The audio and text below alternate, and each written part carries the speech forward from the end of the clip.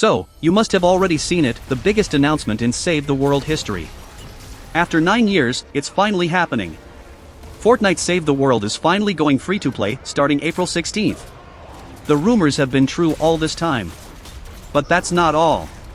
Although they announced this only 14 hours ago before making this video, we already got 3 or 4 more announcements, and we still have 34 days until the update day. That's why I think we might get more and more announcements. Not certain of course, but I'm hopeful. Save the World finally getting what it deserves after all these years. That may also justify some of the changes we got during the last updates, like the power level system changes, disabling item sharing during the campaign, and so on. If you remember, most of these changes were aiming to make the early game easier or simpler for new players. And as I mentioned before, that's great news for new players.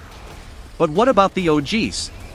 Well, with all these changes coming on the way, I don't think they are going to stop anytime soon. They have been posting about this heavily on all their socials as well, which hasn't happened in a very long time. Maybe they will continue the storyline. Maybe a new zone after Twine Peaks. Maybe more? All we can do now is wait and hope for the best. So, what do we know so far, and what will happen to existing players, especially founders? First, we got this event going on. Register to participate in the community goal. Every registration on the website contributes to the community goal.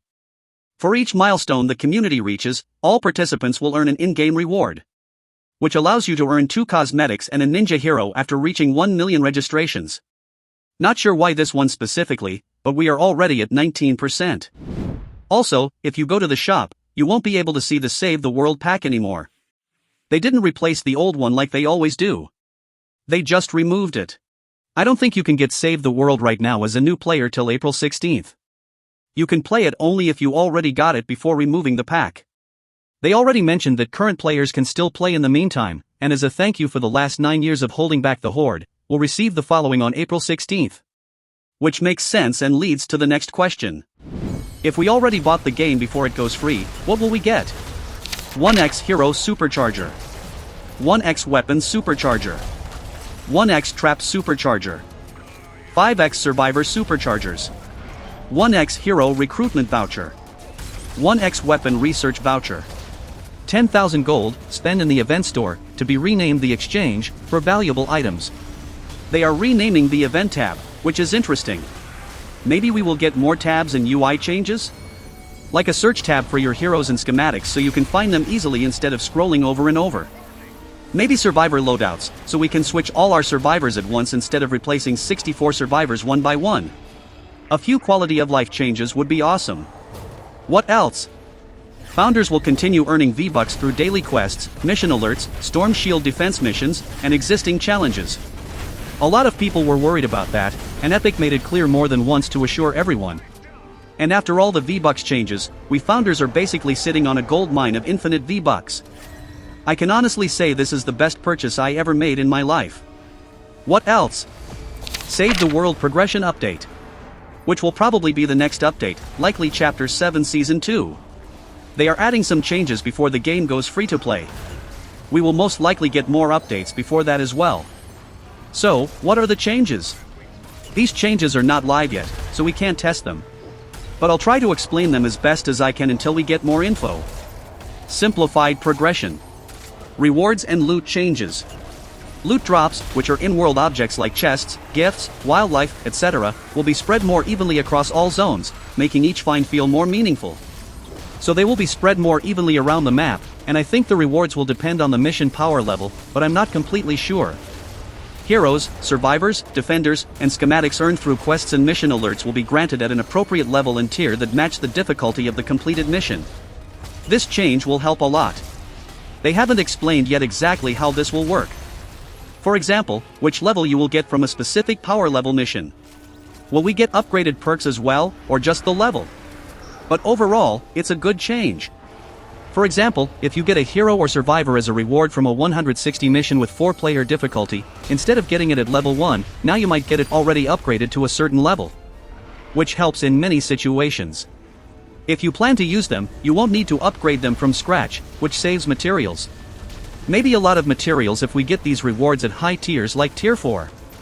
Even if you don't use them, you can recycle them for manuals and upgrade materials, which helps you max out your favorite heroes, survivors, defenders, and schematics. Maybe you're grinding collection book levels, this change will help there as well. And the players who will benefit the most from this are new and mid-game players. I see they are trying to make things a bit easier for them. Hopefully because they are adding more content to the game. Most games do this while expanding. For example, it took me hundreds of hours to reach the items I have now. If they add stronger weapons, 6-star evolution, or new long-term progression systems, that won't be a problem for me. But for someone just starting the game, that might be very frustrating. That's why games simplify early progression. At least that's how I see it.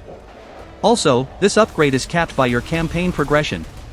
So if you get carried by a friend to a high-power mission, you won't receive the same upgraded reward as them. For now, we'll have to wait and see. People and schematic upgrades.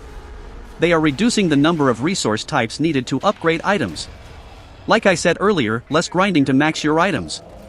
Hero XP and Survivor XP will be replaced by a new resource called People XP, which will be used to level up heroes, survivors, and defenders. I'm curious how this will work for players who already have millions of each resource. If I combine both on my account, I probably have close to 1 billion. Weapon designs and trap designs will be replaced by a new resource called schematic manuals, used to evolve schematics. Another simple change. People XP and schematic XP gains will also be slightly higher in Stonewood and Plankerton, helping new players progress faster. Research revamp. Found a cool weapon or trap you want to keep? After looting at least one weapon or trap and successfully completing a mission, you'll earn a schematic research token. Back at home base, you can use the token to research one weapon or trap you found during that mission, turning it into a permanent schematic. You can only hold one token at a time. If you earn another while already holding one, the game will autoclaim the oldest token, prioritizing the weapon or trap with the highest rarity and power rating. If there is still a tie, the game will pick one randomly. To simplify this, let's say you play a mission normally and get a weapon from a gold chicken, chest, gift, or wildlife drop. You complete the mission and return to home base. Then you can use your token to unlock the schematic for that weapon.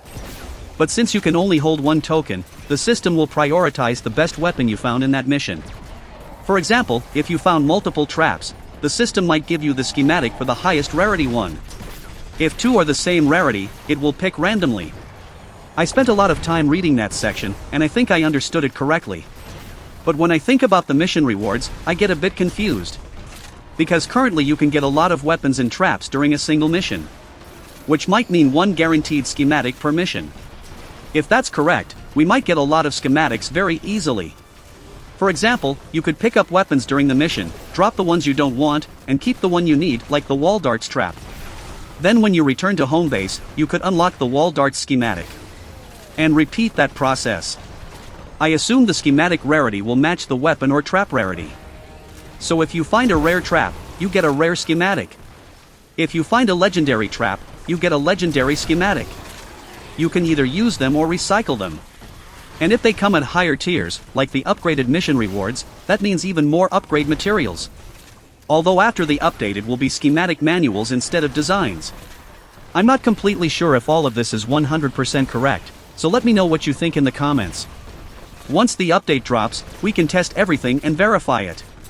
And finally, one last reminder. Founders will continue earning V-Bucks through daily quests, mission alerts, Storm Shield defense missions, and existing challenges. A lot of people were worried about this, especially after the recent V-Bucks price changes. But Epic confirmed it again. And honestly, we got a lot of information in less than a day, which is why I think more announcements are coming soon. As you can see, their goal seems to be simplifying the game experience, hopefully to prepare for future content. I think I covered everything we know so far. There is a lot of news everywhere, so I tried to mention only the confirmed information. If I missed something, let me know in the comments. And that's it for this video. Don't forget to use code Larsis in the item shop and Epic Games Store if you want to support me, it helps me a lot. As always, big thanks to all the channel members, everyone sending super chats on stream, everyone using my creator code, and all the support. I really appreciate it.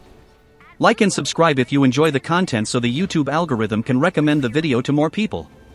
Hope you enjoyed the video, and as always, see you in the next one.